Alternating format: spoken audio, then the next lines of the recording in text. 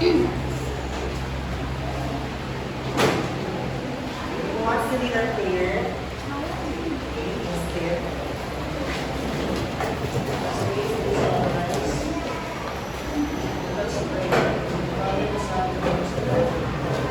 Amen.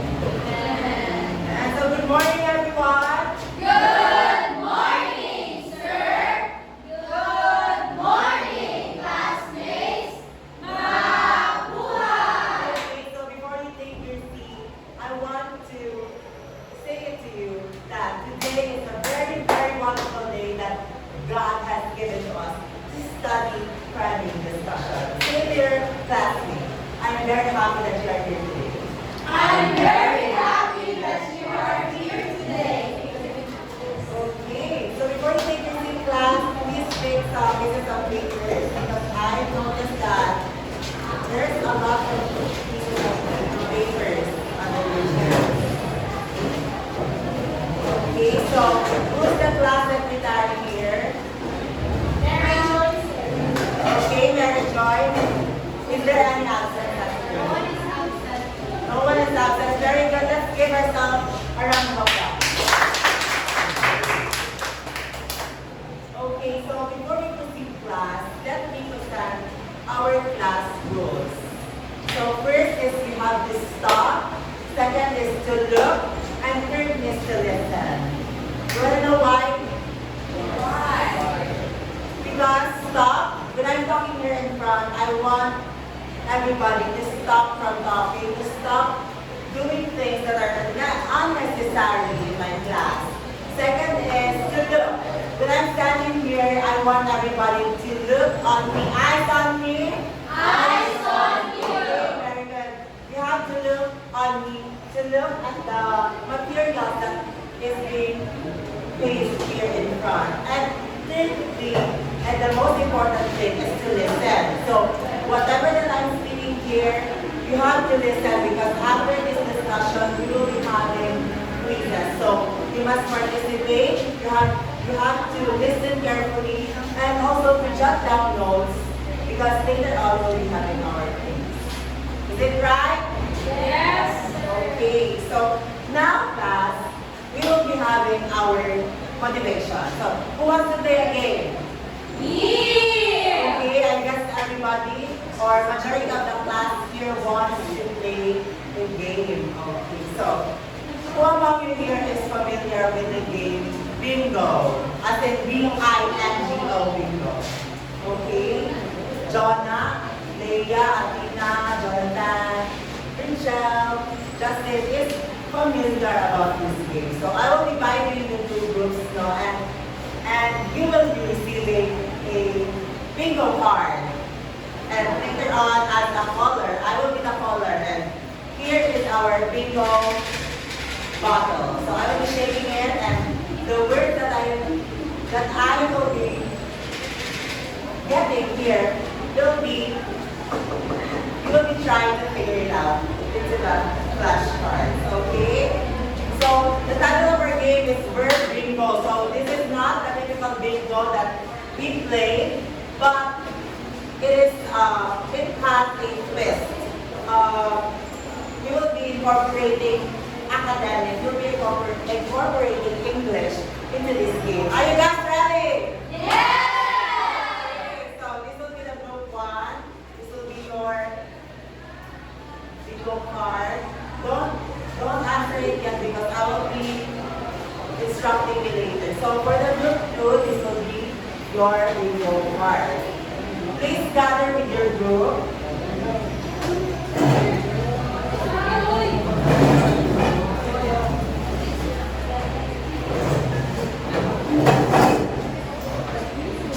Okay, listen carefully guys. This will be the general instruction of this activity. So, I will be the caller.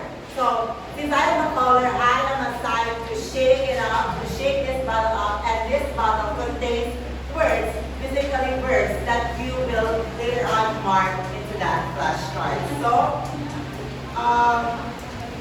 if I pick words, and then that words, you can find it in that flashcard, you will be marking it. Okay? So, mark 5 rows, either it's vertical, horizontal, or diagonal, you will win this game. Are you guys ready? Okay. If I'm singing it, I want everybody to sing ATT. 1, 2, 3, go.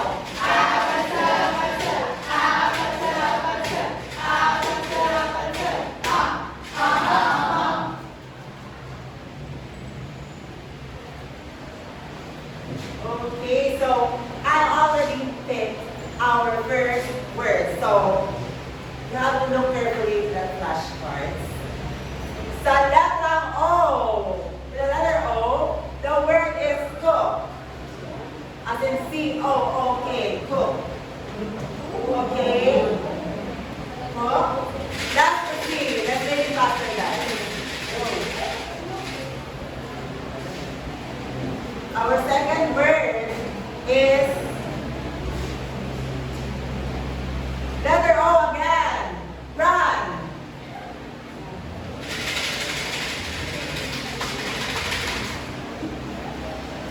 Our third word is found in letter B, derive. Any update? I want to see. Okay. So the next word is from letter O, right.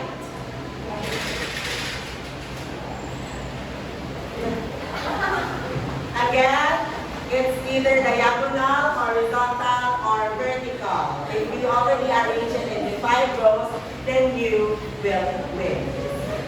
Okay, letter B, hit. Hit.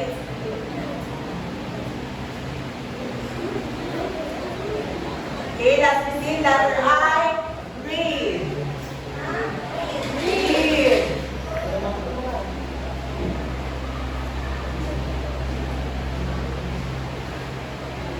The next word is found on letter N, watch.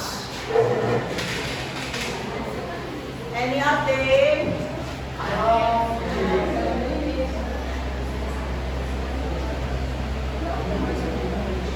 Okay, letter O, work. Work.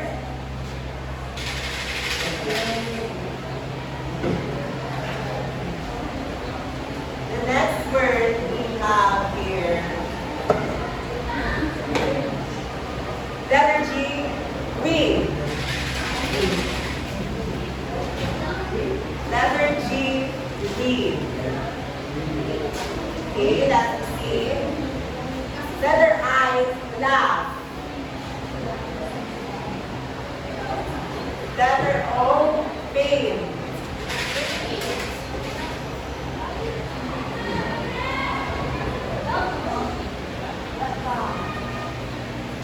Letter O, do.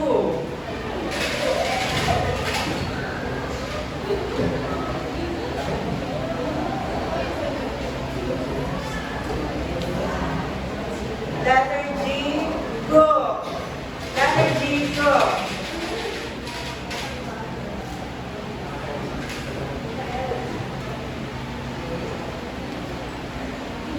The next word is letter B, meditate.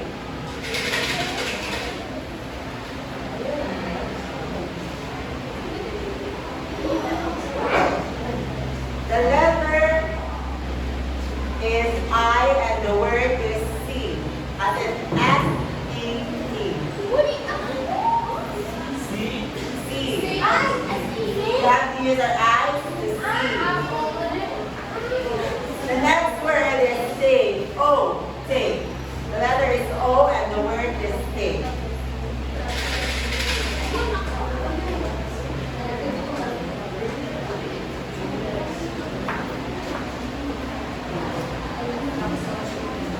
Who will win this activity? Is it the group 1 or the group 2? So the next word is go, and it's found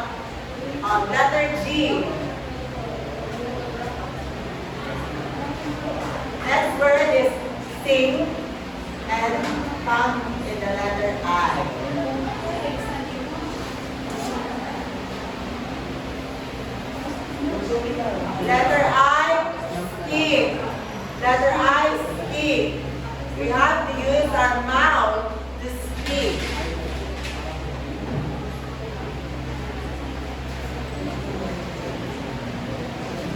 If you already arrange 5 words or 5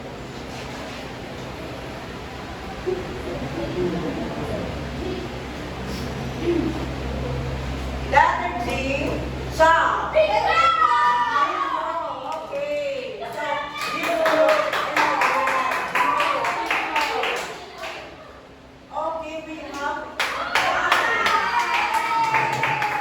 so the group 1 and the group 2 arrange words that we have in this model. And I want to say congratulations.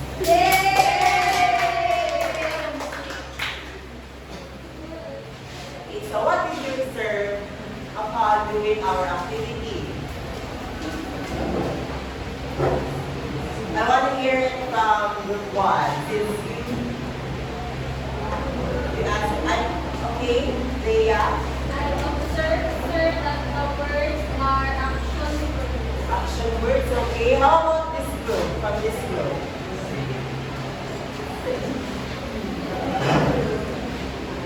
Okay, James?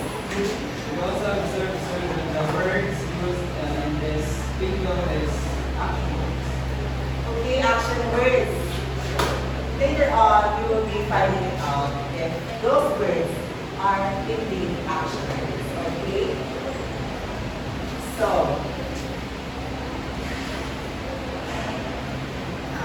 based on that activity class, what do you think is our topic for this meeting?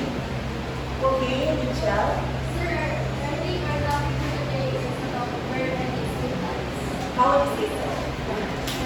Based from the previous, sir, the group 1 has verb that has three sides, sir. Yes, go on. So the group 1, sir, the word is, it can be, the concept of the verb is, can be ed, while the verb sa ika, sir, is, the word is, pag-concept na siya, the word itself is subject, sir. Okay, so she answered that our possible topic is all about verb because she based her answer to our activity previously. Okay, so our topic for today is all about Verb and its two types. okay, verb and its 2 types. So before we proceed, let's read first our goal or the objectives of our lesson for today. Okay? Everybody listen. Okay, eyes on me. Eyes on you. At the end of this lesson, you, my students, should be able to please read. Identify regular and irregular verbs and sort them correctly. Okay, next. Show active participation in class discussion on verbs. Asking clarifying questions if needed. Last. Use verbs correctly within the context of a more complex task, such as writing a sentence and participating in a conversation. Okay, so class, take note that by the end of this lesson, I am expecting that you can identify our topic for today, and also you will show participation to my discussion, and after my discussion, you can be able to use your knowledge today to your daily conversation or to your daily life. Okay? Are you excited to play? Yes! Okay. Our next game or our next activity is all about dribble and shoot. So when you see when you hear about the word dribble and shoot, what comes into your mind? Basketball. Okay, because you have to dribble it and then shoot it. Okay. So now, in the same group we have earlier, the group 1 and the group 2, we will play this game. Are you very excited? Yeah! Okay. So, the mechanics or the direction of this game is that me, the teacher, will say a word in past tense, and I will be passing to either the group 1 or the group 2, and then you will pass it to the next. It's like you are having a battle, but it's a friendly battle because it's an academic. So if I say shoot, you will be saying words that ends with ed, and when I say dribble, you will be saying words in its past tense without ed. So what's that again? If I say shoot, okay, when I say dribble, okay. Now, my word is jump. Dribble it to group 1.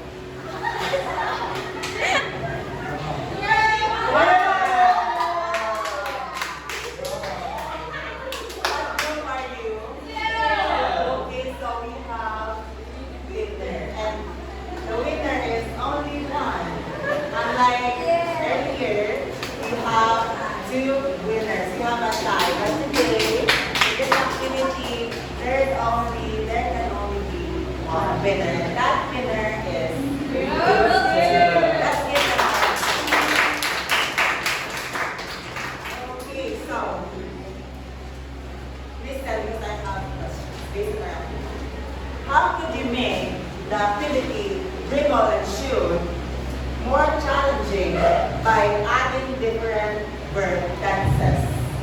Okay, Jonnamae. I think, sir, we can make it more complex by adding longer verbs or very difficult verbs that is not comprehensible by students like us. Okay. Now, what patterns or reasons might explain why some verbs change differently in their past form? Just like earlier, some words that are in past form ends with ed. On the other hand, some words in past form does not end with ed. What do you think is the science behind that? So the formula for the past tense that we use is that we use ed is the verb plus ed. While on the other hand, it is not the verb plus ed.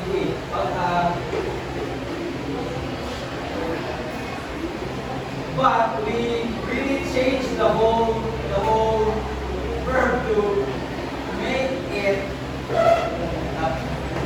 Okay, very good. So last question, class. What are the biggest challenges in choosing the right verb for a sentence? What challenges did you encounter? For us, sir, it's really hard because we can encounter Okay, she said that it can cause confusion. So, by choosing words, we have to really use our critical thinking. So later on, we will be exploring the lesson for today. And that lesson is Verb. So, today, joining me is another teacher, and I hope that you will listen to Ma'am Jonnamae. Okay, so good morning, everyone. Good morning, ma'am. Okay, so last meeting I have introduced you about verbs. So again, what is verb? Yes, Leia? Verb is an action verb. Okay, very good. So next slide, please. So as we have here, everybody read what is verb? Verbs are action words. They describe what someone or something does. Verbs come in two main types, regular and irregular. Okay, so again, what are the two types, main types of verb? Regular and irregular. Okay, so first let's tackle about regular verbs. Okay, so regular verbs are easy to identify because they follow a simple rule when changing tenses like past tense. To make the past tense of a regular verb, you usually just add ed to the end. So, when making a verb regular in past tense, you just have to add the letters E and D. Do you get it? Yes. Okay, for example, we have here the sentence. I walk to school. The verb here is Walk. changing it to regular verb, just add what? Ed. And then we have Walk. very good. The second sentence. She plays the piano. Changing it to regular verb. We have She played the piano. Okay, now we have the sentence. He helps his mom. Helps is our Verb. okay, our action verb. And when we change it to become the regular verb, we have He helps his mom. okay, just like in class. Always remember that the regular verbs just need the two, E and the D. Okay? So do you get it? Yes. Okay, so we have here present tense. We have jump, talk, cook, listen. Okay, who can act? Who can make jump into regular verb? Yes, name, James. Jumped. Very good. How about the word cook? Justin. Good. Very good. How about the word clean? Leah. Kean. Very good. And how about the word start? Mary Joy. Martin. Very good. And lastly, how about the word watch? Akima. Watch. Very good. So thank you so much, class, for participating. And now let's have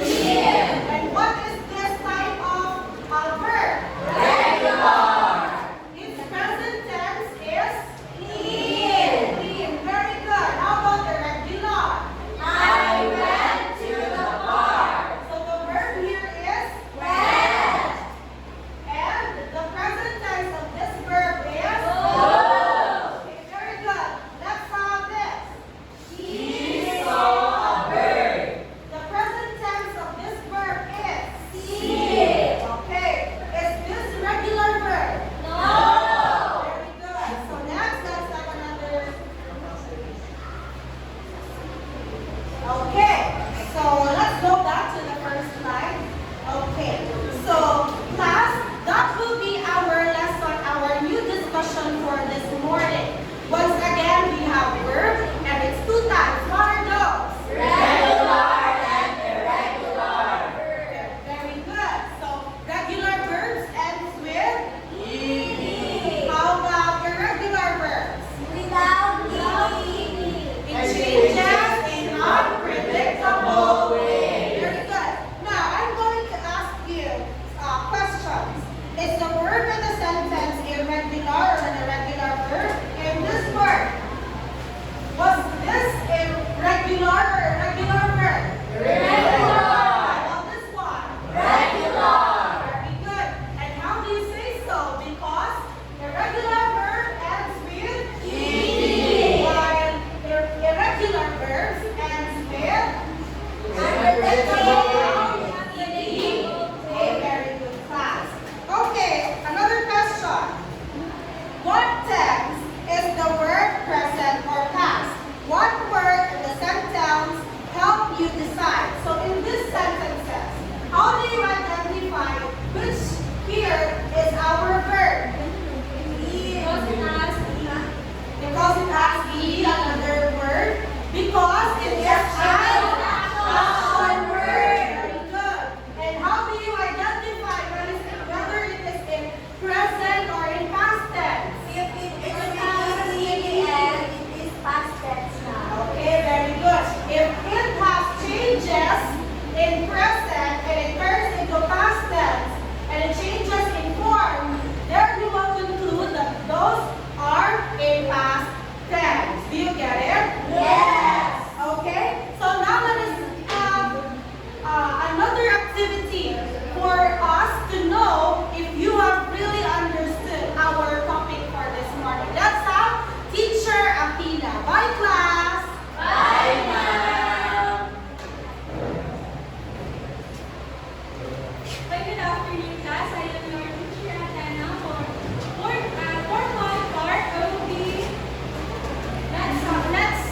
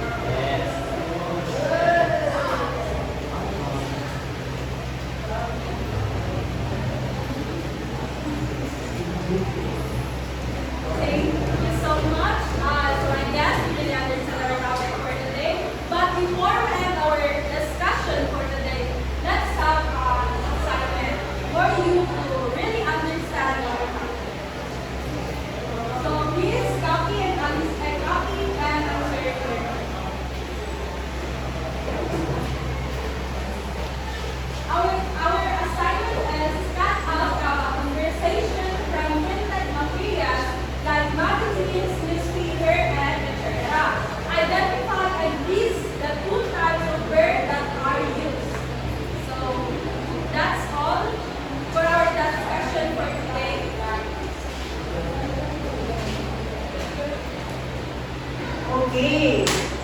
I guess you understood our discussion for today. Yes. Okay, so let's see if we truly achieve or attain our lesson objectives that I have presented earlier here. Okay, so identify regular and irregular verbs and sort them carefully. Did you identify? Yes! Show active participation in class discussion about verbs, asking clarify questions if needed. Did you show active participation? Okay, so use verbs directly within the context of a more complex task, such as writing a sentence and participating in a conversation. Did you use verbs correctly? Okay, so I guess we truly achieved our lesson objective. So thank you. Everybody to please stand. Goodbye and thank you, class. Good!